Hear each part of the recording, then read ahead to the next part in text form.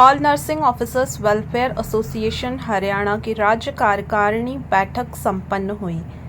बैठक में nursing officers की मांगों को प्रमुखता से उठाते हुए सरकार से उन्हें लोकसभा चुनाव के बाद विधानसभा चुनाव से पहले पूरा करने की मांग की गई। All nursing officers welfare association Haryana की राज्य प्रधान एवं संस्थापक सदस्य निर्मल डांडा ने सेवानिवृत्ति के बाद राज्य प्रधान के पद से त्याग पत्र दे दिया। साथ ही एसोसिएशन की ओर से उन्हें चेयरपर्सन चुना गया ताकि एसोसिएशन में उनकी भूमिका बनी रहे और उनका मार्गदर्शन मिलता रहे। इस अवसर पर सुनीता देवी को सर्वसम्मति से राज्य प्रधान चुन लिया गया। सभी नर्सिंग ऑफिसर्स एवं पदाधिकारियों ने सुनीता देवी को राज्य के दायित्व के लिए शुभकामनाएं दी। साथ ही पूर्व राज्य प्रधान निर्मल डांडा के सुखमय जीवन की कामना की। उन्हें all nursing officers welfare association Bhiwani जिला की ओर से सेवानिवृत्ति पर सम्मान दिया गया। इस अवसर पर नवनियुक्त राज्य प्रधान सुनीता देवी ने कहा कि पूर्व प्रधान निर्मल डांडा के नेतृत्व और मार्गदर्शन में एसोसिएशन ने नर्सिंग ऑफिसर के हकों के लिए सदा मजबूती से लड़ाई लड़ी है। एसोसिएशन को उन्होंने सदा आगे बढ़ाने का काम किया है।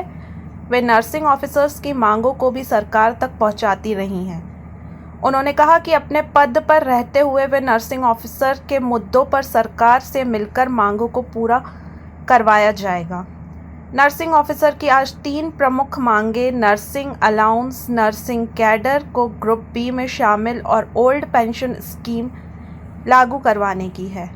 लंबे समय से इन मांगों को प्रदेश भर में नर्सिंग ऑफिसर सरकार के समक्ष रख रहे हैं। उन्होंने कहा कि नर्सिंग ऑफिसर्स कोरोना महामारी में भी फ्रंट लाइन योद्धा बनकर लोगों की सेवा करते हैं। खुद की जान की परवाह न करके मरीजों का जीवन बचाना ही उनका उद्देश्य रहा। ऐसे में सरकार को भी बड़ा दिल दिखाकर इन तीनों मांगों को जल्द से जल्द पूरा करके लागू कर देना चाहिए। आज all nursing officers welfare association Haryana की राज्य कार्यकारिणी की मीटिंग थी, जिसके अंदर हमारे बहुत सारे सरकार के सामने पेंडिंग डिमांड्स हैं। नर्सिंग अलाउंस है जो मेन मुद्दा रहा है, और ग्रुप बी नर्सिंग जो ऑफिसर्स हैं वो 4600 ग्रेड पे में आते हैं। सभी कैटेगरी जो 4600 ग्रेड पे ले रही हैं आज के दिन, वो सभी ग्रुप बी में आती हैं। लेकिन नर्सिंग के साथ सरकार ने जो है ना भेदभाव किया हुआ है। तो हमारा मुद्दा 2 मांगों को लेके था। ज्यादा जो मीटिंग के अंदर डिस्कस किया गया कि जो पीछे 29 जनवरी को एचएम जो अनिल विज जी के साथ हमारी मीटिंग हुई थी, जिसकी मिनट्स ऑफ मीटिंग दे दी गई है, और हमें नर्सिंग अलाउंस का 1200 रुपये पैरिटी के रूप में बोला गया था कि दे देंगे, लेकिन उसका भी सरकार ने अभी तक कोई प्रपोजल तैयार नहीं किया गया। उसके लिए भी एफडी में भेजने के लिए हमारे से दूसरे स्टेटों के प्रूफ मांगे जा रहे हैं, जो कि अन्यायपूर्ण मैं मानूंगी इस चीज को कि सरकार को के सामने हमारी ये मांग 2100 रुपए से शुरू हुई थी 1998 के अंदर, और आज सेंट्रल गवर्नमेंट 9000 रुपए दे रही है। लेकिन हरियाणा के अंदर कार्यरत जितने भी नर्सिंग ऑफिसर है उसको नर्सिंग अलाउंस के नाम पे कोई भी अलाउंस नहीं दिया जा रहा। दूसरा हमारा मुद्दा ये है कि अभी 4 जून को इलेक्शन होने जा रहा है, जो कि लोकसभा का इलेक्शन है।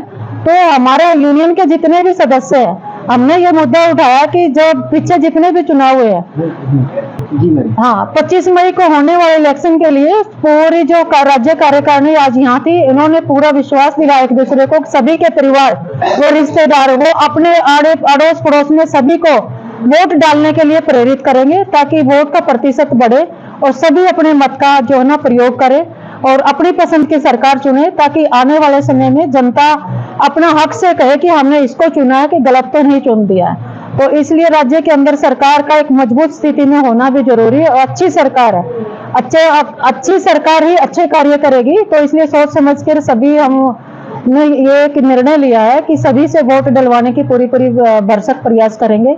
दूसरा कर्मचारी वर्ग है, तो कर्मचारी जो है हमने एक मुहिम चला रखी है वोट फॉर ओपीएस, जो भी ओल्ड पेंशन स्कीम को लागू करेगा ज्यादातर वोट प्रतिशत हमारा उसी की तरफ जाएगा। तो ये आने वाले जो सरकार को एक चेतावनी होगी कि अक्टूबर तक के बाद राज्य का भी चुनाव होना है, हरियाणा के अंदर हरियाणा सरकार आएगी, तो वो इस बात पे अभी समय रहते संज्ञान ले कि ओल्ड पेंशन स्कीम को भी लागू करे जल्दी से जल्द।